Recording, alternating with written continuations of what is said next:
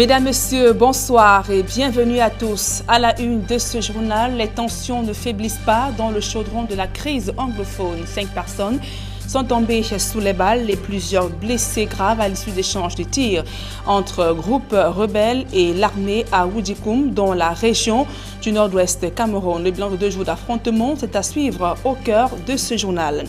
Et s'achemine-t-on vers l'effectivité du statut spécial des régions anglophones?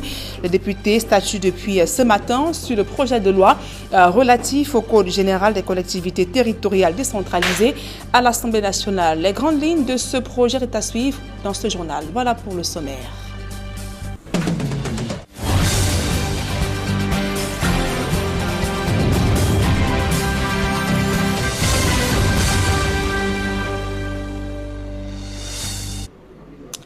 Mesdames, Messieurs, une fois encore, bonsoir et merci d'honorer ce rendez-vous de l'information sur Equinox Télévision.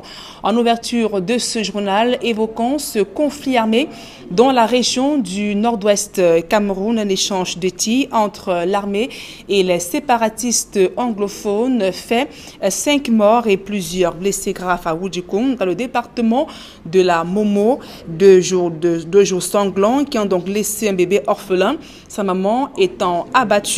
Cette dernière fuyait les coups de feu. D'autres précisions dans ce reportage de Jean-Paul Chouniat.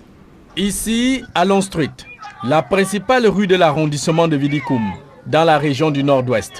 Des passagers font le deuil d'une mère tombée sous le coup des balles, sous le regard impuissant de son bébé, encore nourri au lait. Un lait maternel qu'il ne dégustera plus jamais, du sein de sa mère biologique.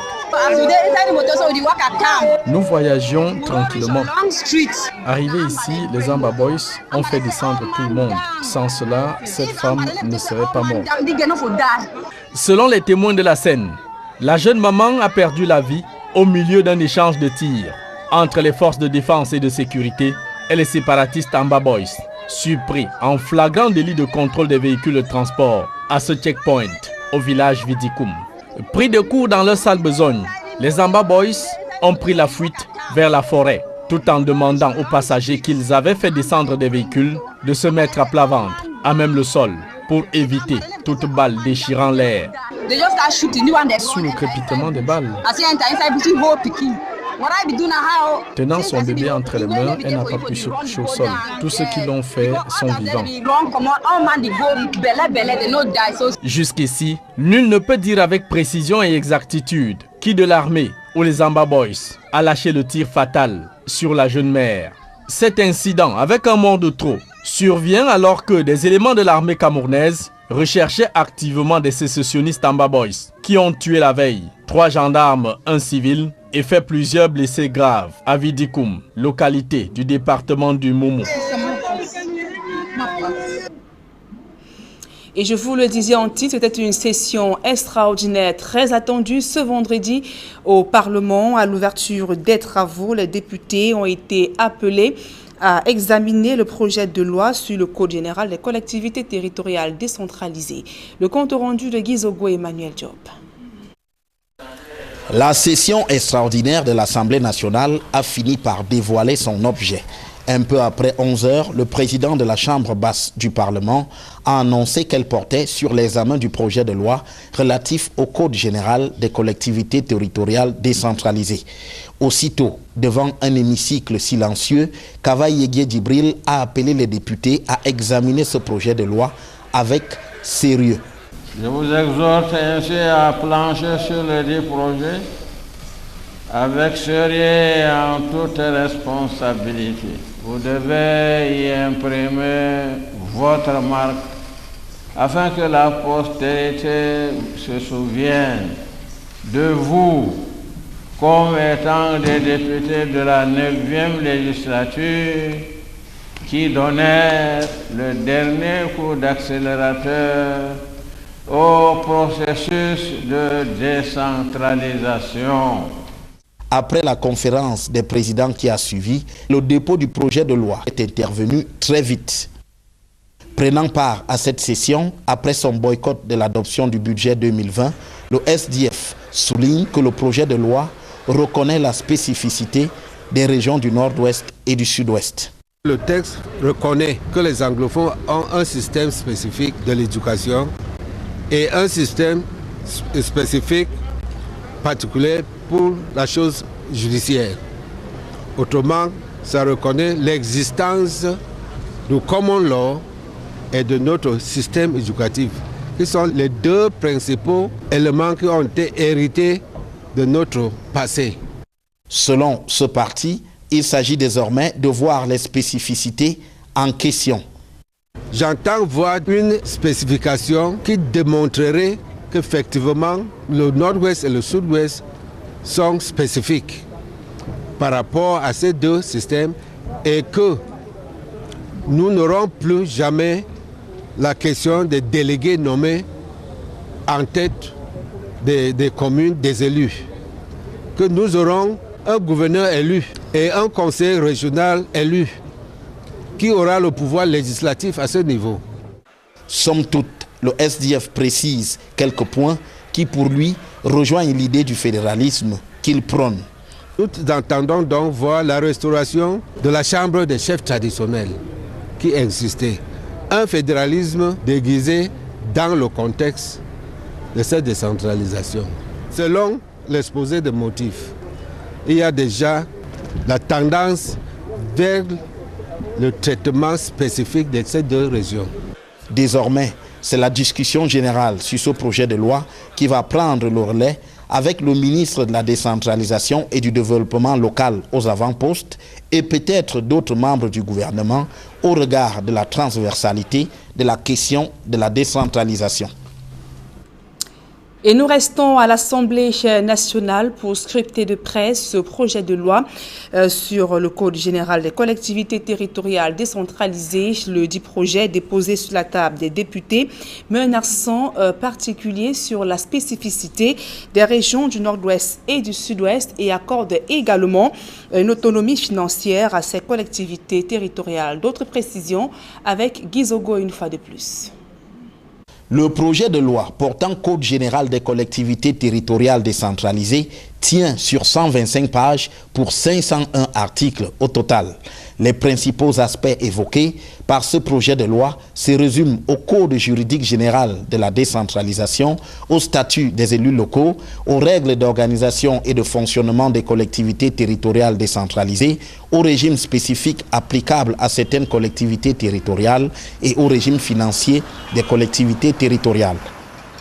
Parmi les singularités à relever dans ce projet de loi, le caractère spécifique des régions du Nord-Ouest et du Sud-Ouest évoqué dès l'exposé des motifs et consacré dès l'article 3, alinéa 1, qui souligne que les régions du Nord-Ouest et du Sud-Ouest bénéficient d'un statut spécial fondé sur leur spécificité linguistique et leur héritage historique. L'alinéa 3 de cet article précise que ce statut spécial se traduit également par le respect des particularités du système éducatif anglophone et la prise en compte des spécificités du système judiciaire anglo-saxon basé sur la common law. L'autre question importante abordée par ce projet de loi est relative à l'autonomie financière des collectivités territoriales décentralisées. L'article 11 précise qu'elles élaborent et votent librement leur budget et disposent de ressources propres. Les jours qui viennent permettront d'affiner davantage les propositions du gouvernement sur cette question de la décentralisation. Et précisons à la suite de ce reportage que c'est tout à l'heure à 22 h que le texte sur la collectivité territoriale décentralisée avec un accent sur le statut spécial des régions du Nord-Ouest et du Sud-Ouest sera déposé au Sénat et ce sera donc au cours d'une plénière que va présider le premier vice-président de la Chambre haute du Parlement. Mais déjà le temps a été donc donné à cette session extraordinaire en fin d'après-midi. Évoquons, nous invitons à présent à vivre le quotidien difficile des habitants du quartier Bangapongo, un quartier situé aux périphéries de la ville de Douala où ces populations subissent le martyre au quotidien, notamment le difficile accès au quartier, les problèmes d'électricité, d'insécurité et de litiges fonciers. Le reportage de Claude Ekwai de Kediara. Bangapongo. Ce quartier de l'arrondissement de Douala 3 tristement rendu célèbre en 2007 par le crash du vol 507 de Kenya Airways, qui quelque temps seulement après avoir décollé de l'aéroport international de Douala, s'était retrouvé dans la mangrove de ce quartier en construction. Aujourd'hui, 12 années plus tard, Mbanga Pongo cherche toujours sa voie, mais ses habitants, eux, l'ont déjà certainement trouvé. Car en 12 années, les maisons ont poussé par ici comme des champignons. La population s'est accrue. Les autorités du quartier parlent de plus de 1000 personnes résidant dans cette partie de la ville. Avec cet accroissement de la population, les difficultés de plusieurs ordres sont survenues. Plus le problème de lumière. Bon, on a trop de coupures de lumière avec les baisses de tension. Il y a un problème crucial de route qui se pose au niveau de notre quartier. Quelqu'un programme venir te rendre visite, quand il voit seulement l'état de la route, il dit que ça ne vaut pas la peine d'entrer. Je souhaite que monsieur le sous-préfet fasse quelque chose pour que nous ayons au moins les bonnes routes dans notre quartier. Nous sommes une population de 50 000 âmes. Parce que ces 50 000 âmes, avec ce centre-là qui est là, nous voulons les bâtiments. Nous voulons de l'eau potable. Voilà les véritables difficultés que nous avons. Les riverains sont aussi victimes des batailles foncières qui, le plus clair du temps, aboutissent à des expropriations et autres déguerpissements. Tout le temps, on vient nous faire comprendre que celui qui nous avait vendu le terrain n'était pas le propriétaire des terrains. Il y a d'autres titres fonciers qu'on doit encore nous revendre le terrain. Nous, on ne sait où mettre notre tête. Nous ne manquerons jamais de le déclarer n'importe où que la paix sociale est menacée dans notre quartier par le truchement des assoiffés de pouvoir qui foulent aux pieds les lois et règlements de la République. Nous allons convoquer tous les 3 chefs de village. Bonaloka, Bonapuzo et Bonadjuoto. Pour un dialogue sincère pour que la paix règne ici. Nous demandons à monsieur le sous-préfet que, il prend ce problème-là en main. Après le crash de Kenya Airways, les chasseurs de terrain se sont rués vers ce quartier, vendant des parcelles sans tenir compte de sa proximité avec la mer. Résultat des courses, les riverains partagent leur quotidien avec de l'eau et ce, à toutes les saisons de l'année. Nous sommes dans une zone basée au niveau de la mer, niveau 0. Nous avons la marée haute et la marée basse. Nous la subissons ici, même pendant la saison sèche. Donc, nous sommes victimes. Si l'État ne nous aide pas, on ne peut pas s'en sortir. Face à toutes ces réalités, les autorités administratives et locales ont tourné dans la zone, ont fait des promesses aux riverains. Aujourd'hui, j'ai le grand honneur de pouvoir annoncer à haute voix que l'ordre de service a été signé pour la réalisation de cette route-là qui va partir de Tradex jusqu'à Mbanga Pongo. Donc, en toute honnêteté, je crois que notre bagarre, nous avons essayé de bousculer au niveau de la communauté urbaine et l'ordre de service a été signé. La population, là, je crois que d'ici quelques temps, n'auront que ce problème de route là derrière leur dos. Le maire de l'arrondissement de Douala 3 fixe à 20 jours le délai de démarrage des travaux. Une information que la population a accueillie à cœur joie, convaincue de ce que le passage de la route mettra un terme à la plupart de leurs problèmes. Et pour faire face au phénomène d'inondation dans certains quartiers de la commune de Yaoundé 6e, l'exécutif communal vient de lancer la construction des dallos dans certaines zones réputées dangereuses comme au quartier Biemassi. Les populations sont invitées à faire preuve de civisme en évitant de jeter des ordures dans les lits des cours d'eau. Le reportage de Marcelin Gansop et Emmanuel Diop. Nous sommes au lieu d'Inage Glisse, dans le 23e bloc de Biemassi, une zone devenue tristement célèbre du fait des inondations qui y ont fait leur lit. La construction d'un dallo sur la rivière Biémé apporte un début de solution à ce sempiternel problème. On a curé d'abord le fond du cours d'eau, on a fait un arrochement, on a fait un radier avant de mettre un pont de 7 mètres sur le sein. Je pense qu'avec cette hauteur-là, on va évacuer facilement les eaux de pluie qui vont venir ici. Mais les populations doivent jouer leur partition en évitant de transformer le lit de cette rivière en dépotoir d'ordures. Si ça dure, ça persiste, ça va boucher et puis la population va commencer à souffrir encore. Ça peut menacer même que le pont ne fonctionne même plus. Il faut que chacun de nous prenne ses responsabilités. Nous avons fait venir un gicle vert qui porte les ordures ici. Chacun de nous pouvait avoir 1000 francs pour payer par mois pour que les ordures ne viennent plus dans la rivière. La construction du pont étant quasiment achevée, il ne reste plus qu'à rétablir la circulation et surtout à faire bénéficier aux populations le bonheur de voir passer le bitume. J'ai rencontré Madame le ministre de l'Habitat et du Développement urbain. Je lui ai demandé si elle pouvait, dans son budget, inscrire le bitumage de cette route. Et je crois qu'elle nous l'a accordé. Et en 2020, cette route, elle sera bitumée jusqu'à la sortie qui rejoint la descente de Biémassila. Non loin de là, le dit derrière Hôtel Somatel, une autre zone exposée aux inondations. Dans ce marécage, il est également envisagé la construction d'un dallo. Nous sommes, comme vous le constatez, à la phase d'enrochement. Ça s'appelle l'enrochement. Le moulon arrive, on enroche, on pousse pour renforcer la solidité du sol. Pourquoi? C'est parce que c'est une zone marécageuse. Nous sommes là, en plein marécage. Il faut que l'ouvrage soit solide. Les travaux ont à peine commencé que les populations jubilent déjà. Nous en avons vraiment besoin parce qu'on a trop souffert pendant tout ce temps. On ne pouvait pas traverser. Si vous venez comme ça après une pluie, on ne pouvait pas passer. Donc, il y avait tellement d'inondations que nous n'avions plus la possibilité de passer aisément dans ce quartier. On a un chef de quartier très compétent. Que vraiment, si ce n'était même pas lui, c'est que ce lit d'eau est toujours plein des ordures.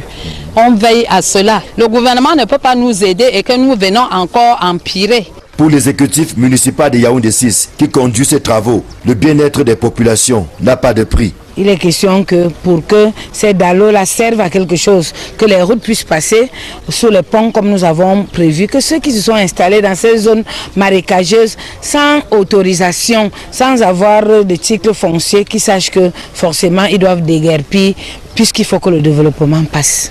Il est attendu des populations qu'elles coopèrent afin que les travaux projetés se déroulent dans les délais. Des travaux qui coïncident avec le début de la saison sèche. Une aubaine pour les entreprises qui ont intérêt à s'exécuter rapidement avant le retour des pluies.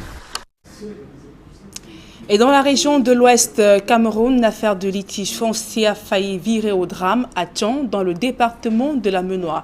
Deux frères issus d'une même famille se revendiquent propriétaires d'une parcelle de terre. Il s'en est suivi une violente altercation à l'issue de laquelle plusieurs hectares de terre, cette partie des parcelles querellées, pourtant aménagées, ont été dévastées. Les précisions dans ce reportage de Leclerc Sakem.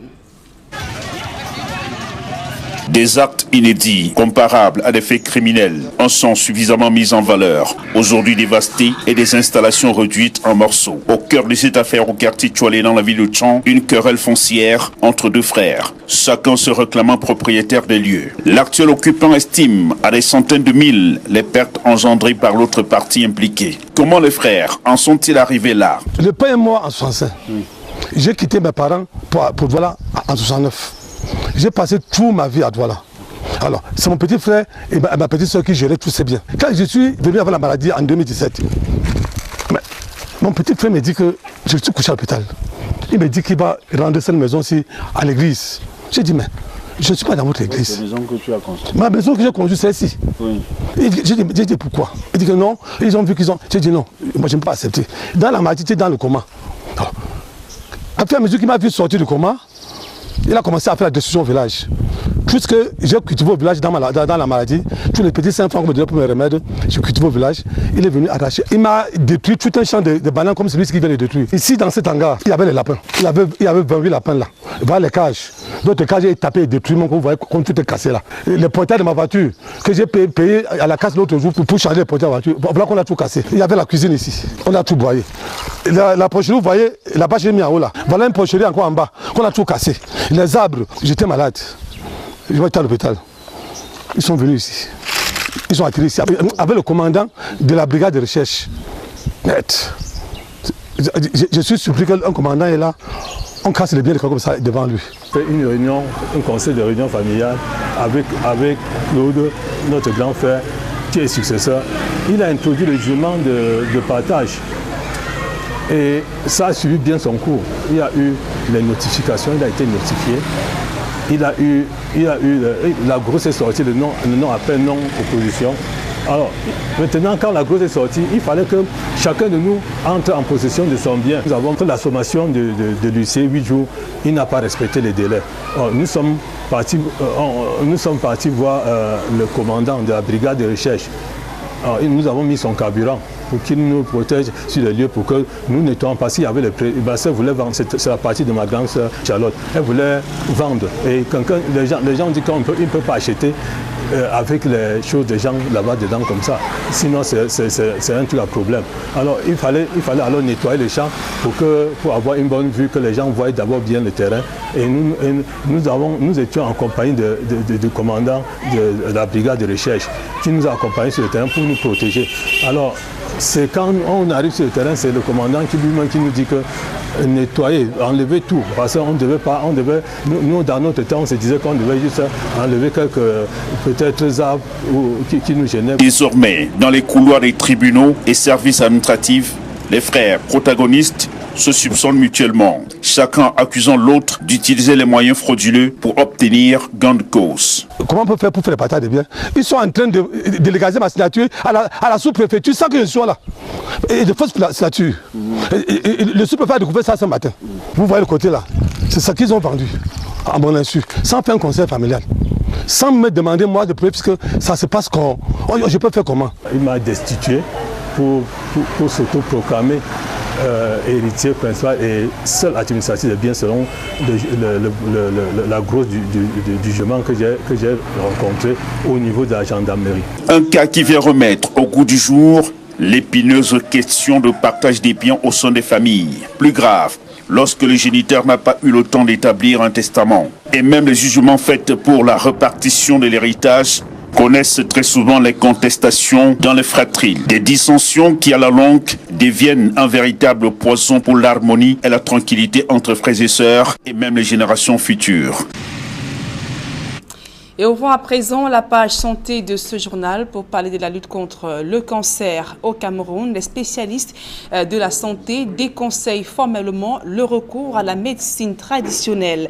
Réunis à Yaoundé, ils affirment que seul un suivi dans une formation sanitaire permet de mieux traiter cette maladie. La Société camerounaise d'oncologie mène par ailleurs un plaidoyer pour obtenir la subvention du traitement contre le cancer qui demeure encore cher au Cameroun. On fait le point dans ce reportage de Rodrigue Ngassi et de Aïe Cyril. C'est une véritable croisade du groupe camerounais d'oncologie pédiatrique contre les tradipraticiens qui prétendent soigner le cancer. On ne soigne pas le cancer à l'indigène parce qu'il y a plusieurs types de cancers. Et chaque type de cancer a un traitement précis. Et je donnerai un conseil que celui qui a fait le diagnostic que c'est un cancer, c'est lui aussi qui peut vous dire s'il peut soigner. N'allez voir autre personne que si on vous dit que c'est impossible de guérir ça dans l'hôpital. J'ai l'impression qu'on utilise l'ignorance et la peur des familles pour se retrouver chez les tradipraticiens qui n'ont jamais soigné un cancer. La solution, selon les spécialistes, pour les malades du cancer, est de se rendre le plus tôt dans une formation hospitalière. La leçon que vous savez tous, c'est l'arrivée précoce à l'hôpital, que ce soit un enfant, un adulte. Il faut qu'il arrive tôt dans nos services. Et si nous sommes limités, ouvrons la porte pour que la personne se rapproche du service le plus compétent. Il n'y a pas de honte à référer un malade à quelqu'un qui peut apporter une meilleure solution. Réunis à Yaoundé, dans le cadre de sa conférence nationale annuelle, le groupe camerounais d'oncologie pédiatrique rejette toute idée de recourir aux croyances magico-religieuses pour soigner le cancer. L'exemple d'une malade guérie du cancer après avoir suivi son traitement à l'hôpital est même cité pour soutenir cette position. Laissez de dire que c'est dans telle église, c'est dans tel, comment on dit, c'est chez tel marabout que mon enfant va trouver la guérison et prendre bien son traitement. À l'issue du traitement de chimiothérapie, j'ai dû refaire tous mes vaccins et quelques temps après, je crois, j'ai repris l'école. Toutefois, en exhortant les malades à se rendre à l'hôpital, les spécialistes reconnaissent que le traitement du cancer coûte cher. Le coût du médicament du cancer est cher et non seulement il est déjà cher, il faut déjà le trouver. Et nous battons depuis des années, on a quand même réussi à réduire beaucoup les coûts, mais il reste encore que ça reste cher parce que le cancer n'est pas soigné partout. Donc les pharmaciens ne s'engagent pas beaucoup et lorsqu'il y a des pharmaciens qui ont des médicaments, ils les vendent très cher. Et si vous voulez voir que tout ce dont on arrive à avoir des résultats, c'est ceux pour lesquels nous avons subventionné les traitements. La Société camerounaise d'oncologie pédiatrique mène le plaidoyer à Yaoundé afin que le traitement du cancer soit subventionné pour un meilleur accès aux soins des malades. Et toujours dans le chapitre santé, comment lutter, comment améliorer la lutte contre les infections sexuellement transmissibles et le VIH/SIDA en milieu scolaire. Des experts de l'éducation de la région du littoral se sont formés ce jour à Douala à la prévention de ces maladies. Le reportage de Georges Mitterrandam et de Kediara. Les enseignants d'éducation de base du littoral à l'école des IST et du VIH/SIDA, leurs capacités ont été renforcées sur la prévention primaire de ces maladies qui tendent à se propager en milieu scolaire, ceci à cause de la non-maîtrise de ces sujets et de leur corps par des enfants à bas âge pour qui, la plupart du temps, il s'agit de sujets tabous. Ça ne devrait plus être un tabou. Il faut que l'enfant soit cultivé. Si on laisse ce côté-là, l'enfant est éduqué, pas d'une manière équitable. On peut enseigner les mathématiques, on peut enseigner beaucoup d'autres choses, le physique, mais il faut que l'enfant comprenne que l'éducation, c'est sur les parents aussi. La cour de récréation étant le lieu par excellence des apprentissages de toutes sortes, il incombe à ces enseignants de bien scruter le comportement des enfants afin de leur apporter des réponses aux attitudes qu'ils affichent, mais surtout aux questionnements qui les poussent la plupart du temps à tenter des expériences dangereuses. Quand vous aviez les enfants qui sont en train de découvrir, qui voient les médias, qui voient tous les réseaux sociaux, alors ça va dans tous les sens. C'est pour cela que l'enseignant doit apprendre le gestuel et pouvoir identifier l'enfant qui a un problème. Avec l'arrivée de la puberté, les enfants mus par des pulsions qu'ils ne contrôlent pas encore peuvent poser des actes irréfléchis. Il y a des enfants qui ont des comportements agressifs à la limite. C'est-à-dire face à... Et ça se sent beaucoup plus sur les jeunes filles. Nous pouvons voir leur comportement quand ils sont ensemble, mais aussi par rapport à vous qui êtes l'enseignant. Il y en a qui vous abordent avec des intentions, nous les lisons à travers leur comportement, qui ne sont pas toujours des intentions innocentes. C'est en ce moment que l'enseignant, en véritable guide, intervient pour les aider à canaliser toute cette énergie vers des choses plus saines et même constructives. C'est surtout ici qu'interviennent les notions acquises au cours de cette journée de renforcement de capacité. L'enfant doit être conscient de ce qu'est son corps. En fonction de son âge, il doit savoir qu'est-ce qu'il doit faire de son corps, comment utiliser son corps, non seulement pour son épanouissement, mais aussi par rapport à l'environnement.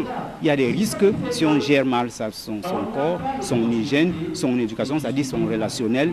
Ce séminaire touche les experts d'éducation de base des 4 départements du littoral et s'inscrit dans le cadre du mois camerounais du sida sous le label Agir tous ensemble pour protéger nos enfants contre la pandémie. Ces experts-là viennent parce qu'ils doivent avoir des compétences clés sur les stratégies spécifiques en matière de transmission des connaissances par rapport à la prévention complète de santé sexuelle chez les enfants. À la suite de ce séminaire, il est prévu un processus de dépistage contre le VIH/SIDA dans quelques écoles des arrondissements de la ville de Douala en vue de dépister les enseignants et les élèves du cours moyen 2.